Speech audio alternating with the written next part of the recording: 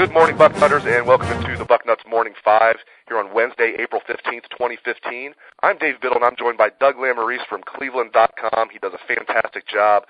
Doug, thanks for your time. Welcome into the show. Thanks for having me, Dave. All right, first question. So Urban Meyer signed his lucrative contract extension. He's going to be paid an average of $6.5 million. Contract run through 2020. My question for you is, do you think that he will stay for the length of that contract? Do you think he might leave before the contract ends? Boy, that's a good question. I would not lock it in that he will be here at the end of that for sure.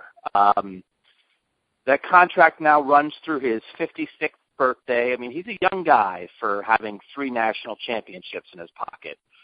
So I certainly think it's possible. It sounds like, he wanted this. He wanted to sort of, be even more committed to Ohio State with this. I don't think the NFL is out of the realm of possibility for him. The thing that I keep talking about is his son.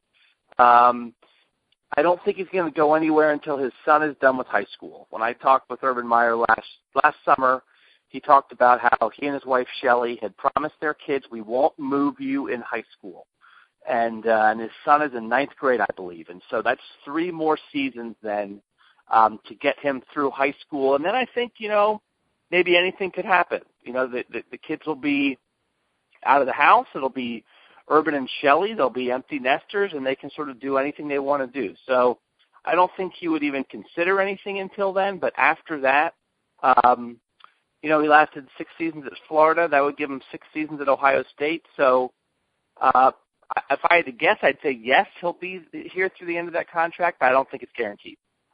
Very well said. I'm glad you brought up Nate Meyer because you're right. He was a freshman, Bishop Watterson here in Columbus, and I agree. I can imagine Meyer leaving before Nate graduated high school. And as you mentioned, he told you last year he's not going to leave until at least they're not going to move Nate while he's still in high school. Obviously, Ohio State's going to be the favorite by everybody to win the national championship this year in the preseason. My question to you, Doug Lesmerises, you're betting right now. Are you taking Ohio State or the field to win the national championship this season? I would take the field just on odds, just because weird stuff happened. Right. I think Ohio State has the best path for sure, but TCU has a lot of people back. There's going to be a surprise team or 2 out there. Injuries pop up. A lot of miraculous things have to happen along the way, along with you being a really good team. So just on the odds, I would take the field. But I also certainly agree with the idea that Ohio State's the favorite. Quarterback situation. We didn't learn that much this spring. We knew we weren't going to learn that much. We knew Braxton wasn't going to be practicing. We knew JT wasn't going to be doing that much. Although JT Barrett is doing more than I thought he would be doing. He's going through all the quarterback drills. Just obviously not going live. Cardale Jones was taking the first team reps throughout spring. We haven't gotten any clarity. That's not like they've come and say, Cardale's been so impressive. He's definitely going to be the starter. In fact, they've been very coy about it.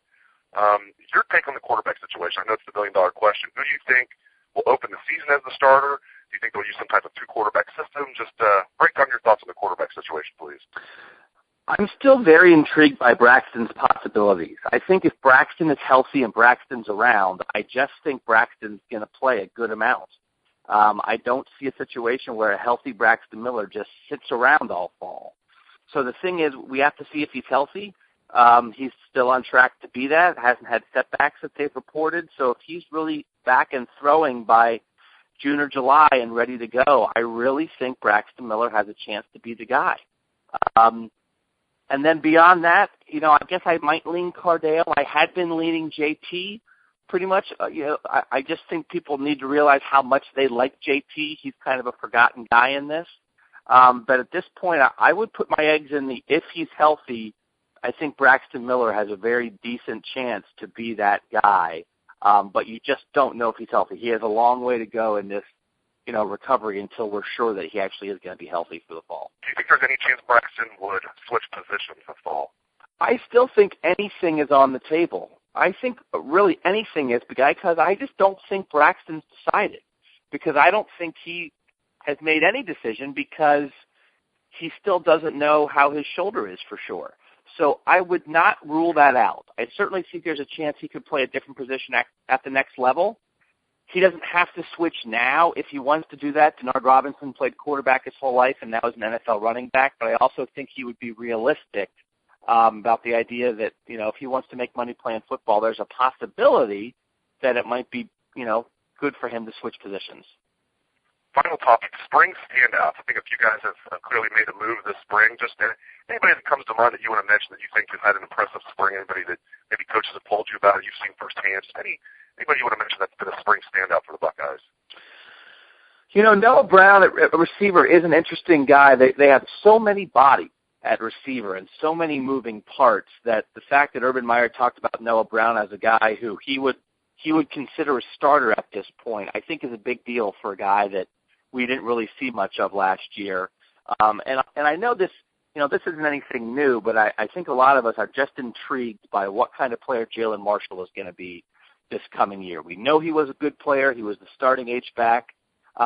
He's a dynamic guy, but with him moving outside and working out there as a receiver this spring, I think it opens up the possibilities of Jalen Marshall being all over the field in the fall and making that leap from a good player to really a great player. Great stuff out of Doug Lesmerises. You are one of the best in the business, my friend. I really appreciate you taking time to join me on the show today. Great insights, Doug. Thanks for having me, Dave. I'd also like to thank all the listeners out there. Appreciate you guys tuning in. I hope everybody has a great day. Take it away, best damn band in the land.